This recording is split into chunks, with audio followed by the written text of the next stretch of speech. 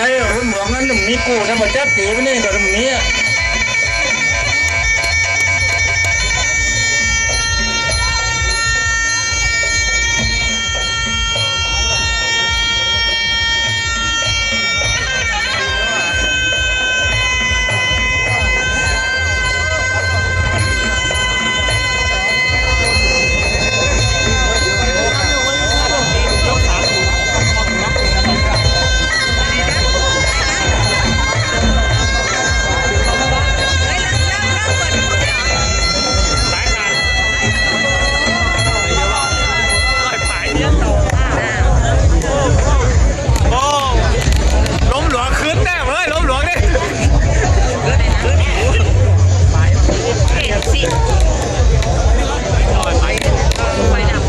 สัญญาณไว้ครูก็จะได้นะ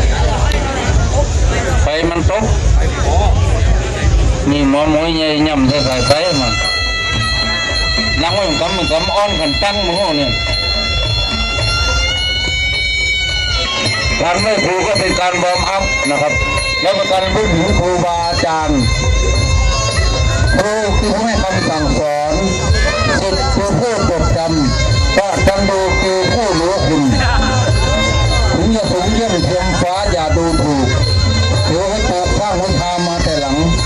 คิดไว้ครูอยู่ได้ไม่จีรัน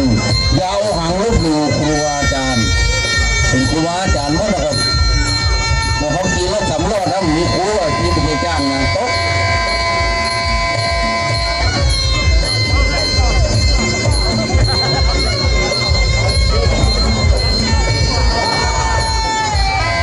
ดูเวลาไหว้ครูของในหลวงรับใจขาดเป็นดินทิศผู้หลงเจ้าปล่อยฟังมินลูกดาวดำนะคนเดียวนึงปล่อยนี้เป็นเดิมฟ้าไหม้อยู่ตลาด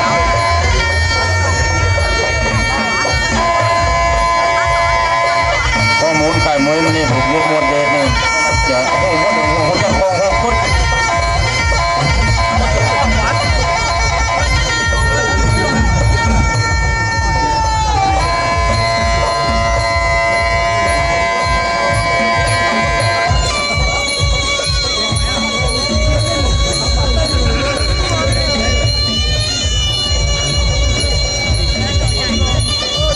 แต่วันนี้ต้องประทับใจเสียไก่ผู้ใหญ่ใจดี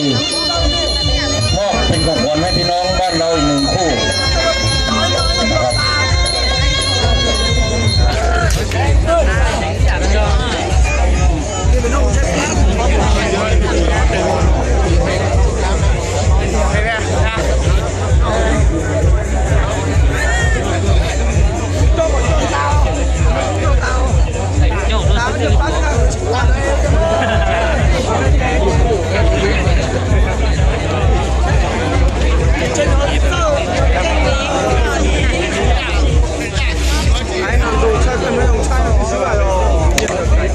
กองโซ่เป็นพี่เลี้ยง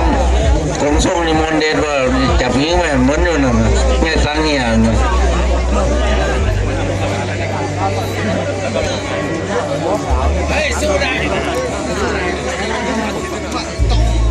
เอากรรมการเรียกแดงน้ำเงิน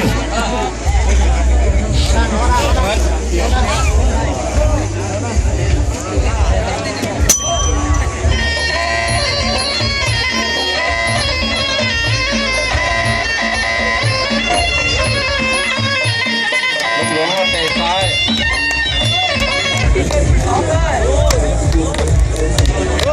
ลูกขาวเขายังไม่ทำอะไรขยับเข้ามา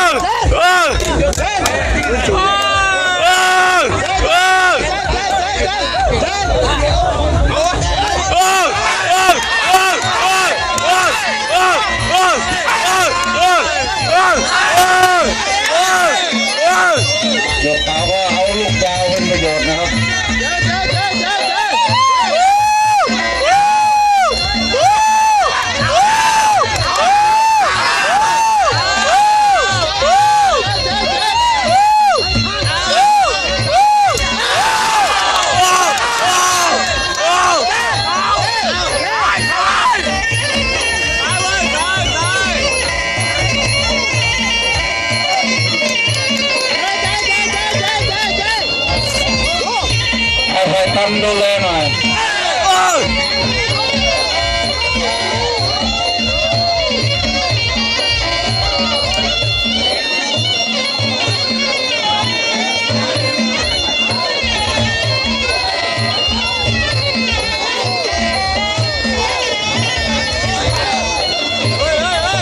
แล้วกฎหมายจะผิดชอบหรือเปล่า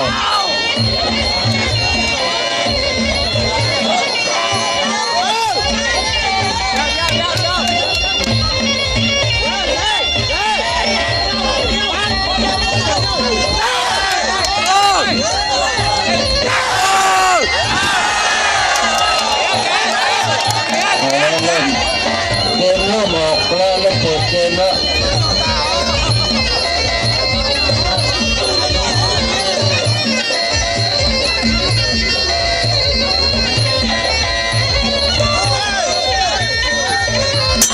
หมดยกที่หนึ่ง